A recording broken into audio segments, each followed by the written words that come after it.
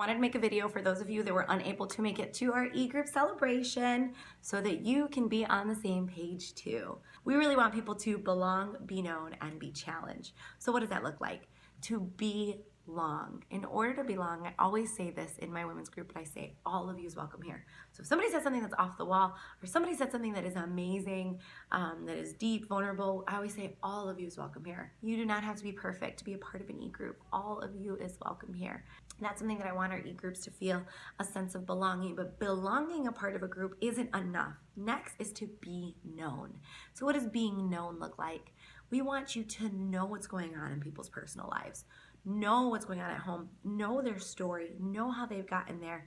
And that means pulling in the introvert, asking about their lives, knowing a little bit about them. So there's one thing to just gather all together and belong a part of a group, but being known, recognizing when something's off, that is another level and layer. So ask people what's going on outside their world, outside of groups, hang out with people outside of your groups, send letters, send text messages, cards, whatever it is. We want people to belong and be known. And then last, be challenged. Everyone in e-group should be leaving with something that they weren't going to get if they didn't show up.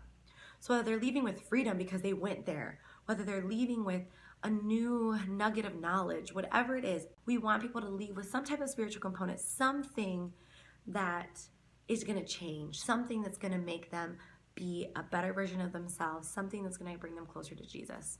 So belong, be known, be challenged. All of these three things, though, go in reverse. So not only should your e-groups, your members feel that way, you as leaders, I want you to belong. You belong as an e-group leader. Thank you. And I also want you to be known. And so please do not be afraid to reach out. Fill me in on your world.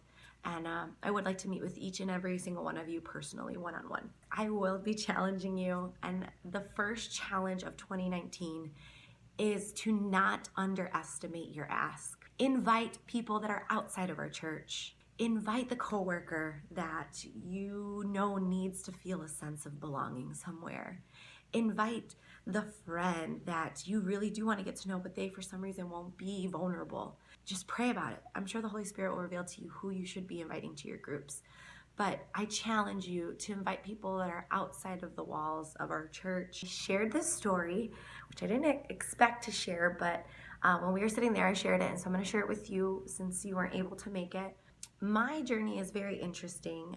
When I was younger, really, my family didn't really push faith on us. And the season where my parents were going through a divorce, my dad had moved out, my mom was out of town, we were living with our grandparents, and I had gotten back on my walk on my way home from a basketball tryout. I had gotten beat up by a group of 13 girls. And I remember when I came home, I cried and did my first prayer. And I was just like, God, if it's you, like I've heard about you, but I just want to know you. I prayed for a friend. I prayed like, God, I just want a friend. I just don't want to feel alone.